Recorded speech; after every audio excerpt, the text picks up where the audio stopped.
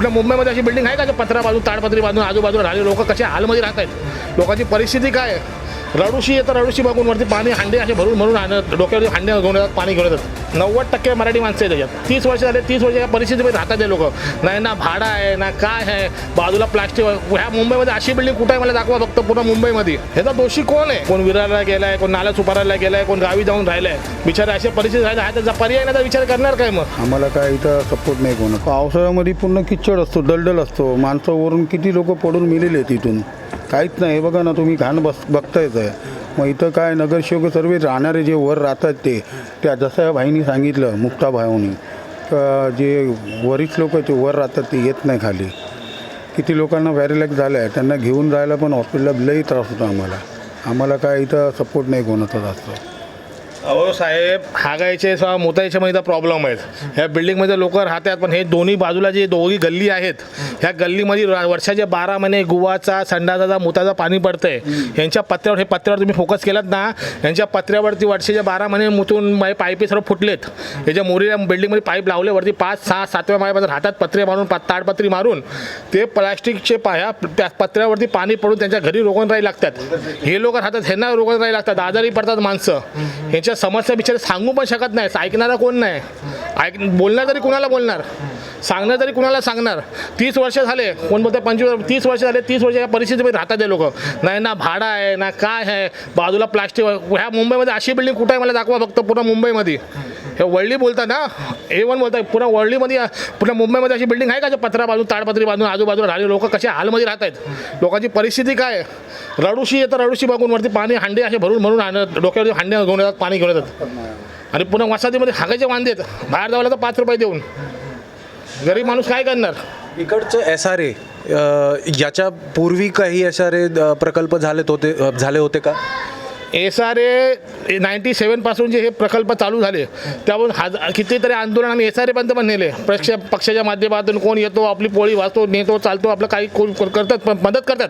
अभिमान मानतो की आमच्यासाठी उभे तरी राहतात. पण पुढं काही होत नाही. आता यांना वरतून हात आहे का आतून हात आहे का कशासाठी आता आम्हाला काय कळत नाही. हेच कळत नाही की काम का होत नाही. आंदोलन SRA बंद केलेत, SRAच्या कॅबिन बंद केलेत, अधिकारी बंद केलेत, पण काम होत का नाही. कारण काय आहे त्याचं. ह्याचा दोषी कोण आहे. आता हेच कळायला पाहिजे लोकांना दोषी कोण आहे. की 30 वर्ष झाले लोक कळलं तर पाहिजे लोकांना काय कारण काय बंद काय 30 वर्षापासून. लोकांना भाडे पण नाही याच्यामध्ये. 57 लोकांची घरं तोडली, एकालाही भाडा नाही. बिल्डर हात वरती करतायत, सर्व हात वरती, पण देणार कोण. ते बिचारे रोज विहीर खोदून पाणी पिणारी माणसं आहेत. ती मजदूर माणसं आहेत, काम करणारी. ऑफिसमध्ये 15-15 हजार 12-12 हजार नोकरी करणारी माणसं आहेत. लाईट नाही, पाणी नाही, काय नाही, कशी राहतात माणसं. एवढी परिस्थिती वरती पण येऊन आता कचरे दरवाजा समोर पडलेत बिल्डिंगमध्ये. काय फरक नाही. लोक रोज आजारी पडतात. किती जण. इकडचं जे इनकम्प्लीट स्ट्रक्चर आहे, काहीही वॉल्स नाहीत, काहीही भिंती नाहीत. इकडे जी मी बघतोय इकडे जे पत्रे लावून लोक राहत आहेत. जीवाचे हानिकारक झालेत. हानिकारक जीव त्यांचा झाला आहे. जगणं हे झालं आहे. किती जण बिचारे घर सोडून लांब राहत आहेत. कोण विरारला गेला आहे, कोण नाला सुपारायला गेला आहे, कोण गावी जाऊन राहिलं आहे. बिचारे अशा परिस्थिती राहिल्या आहे त्याचा पर्याय नाही तर विचार करणार काय मग. तिथं त्यांना नोकरी नाही, धंदा नाही. वळलीसारखा एवढा चांगला पॉश एरिया सोडून ते गेलेच बिचारे सोडून काढून. कोण विरारला जाऊन राहतोय, कोण नाल्या सुपारायला जाऊन राहतंय. जे राहिले ते बिचारे ते सोडू शकत नाही. त्यांना भाड्या द्यायला कुठं पैसा नाही, घर घ्यायला पैसा नाही, तर पर्याय काय त्यांना. इकडचे जे रहिवासी आहेत त्याच्यात मराठी माणसांची टक्केवारी काय आहे, किती आहे. 90% मराठी माणसं आहे त्याच्यात. तरी पण हे हाल आहे. अहो इकडची समस्या नाही. वळली म्हणजे मला बोलतो सिद्धार्थनगर, प्रेमनगर, मायानगर, सुभेदारनगर, सागर विहार, तुमचा परत VP नगर, जिजामाता नगर, तुमचा शिवाजीनगर, तुमचा ग्लॅक्सो, हे पूर्ण एरिया प्रत्येकाचे ते तरी थोडे चांगले आहेत.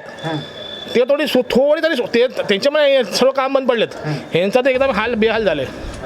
पुढे जाऊन वरचं काय झालं ते तुम्हाला रडायला अक्षरशः आम्हाला तर रडायला त्याचं बघून रोज आता सवय झालेली आहे. तुम्ही काय बोलता. इथं ना लोक असे आहेत की प्रोजेक्ट चालताना प्रोजेक्ट थांबवतात आणि केस टाकतात. काही लोक पैसे घेऊन केसे वगैरे टाकतात. याच्यामुळं अजून लांब लचक केसात चाललेलं आहे आणि लोकांना दिशाभूल केलेलं आहे सर्वांनी. आणि जेवढे नेते लोक इथं आलेत जेवढी बी आलेत त्यांच्या पाठी आम्ही लागून करा रे ते लोक बी काही करत नाही. ते लोक बोलतात तुमचं बिल्डरच तसा आहे, करत नाही तर आम्ही काय करणार. आता जवळजवळ बिल्डर इथं 7-8 बिल्डर झालेत. हे लोक काही लोकांनी पैसे घेऊन केस टाकतात. केस टाकून ते आमचं पुरा हाल आहे ना असं केलेलं आहे की ना प्रोजेक्ट बनणार नाही आम्हाला अजून काय माहितीच नाही. जेव्हा ते मी 51 वर्षाचा मीच झालो इथं, माझा जन्म इथं झाला रहिवासीमध्ये, मी तेव्हापासून बघतो की हे बिल्डिंग होणार हे कधी होणार, अजून लांब लचक चाललेलं आहे. भावांची लफडे व्हायला लागले आपसामध्ये घरात, कारण ते कधी प्रोजेक्ट होईल आणि कधी विकणार, आम्ही कुठं जाणार, हे आपसामध्ये घरी लफडे चालू आहे. एवढे लफडे आहेत का विका खोली, पण आता विकून जाणार कुठं माणसं. आज आम्हाला समजा विकायला गेलो तर 35 लाख, 2 भाव 3 भाव कुठं जाणार, मग 15-15 लाखाला कुठं मला जमणार. मला सांगा ना, गावच्या साईडला जावं लागेल आम्हाला. मग इथं आम्ही थांबलो कशाला, आम्हाला पण पुढं आम्हाला बिल्डिंग भेटली तर 2 पैसे जास्त भेटतील, 2 भावाला 3 भावाला पैसे डिवाईड करून बाबा तू तुझं बघ, तसं त्याच्यासाठीच लोक थांबले तिथं. पण हे काम काय चालू होतच नाही. हे 25-26 वर्ष झाले.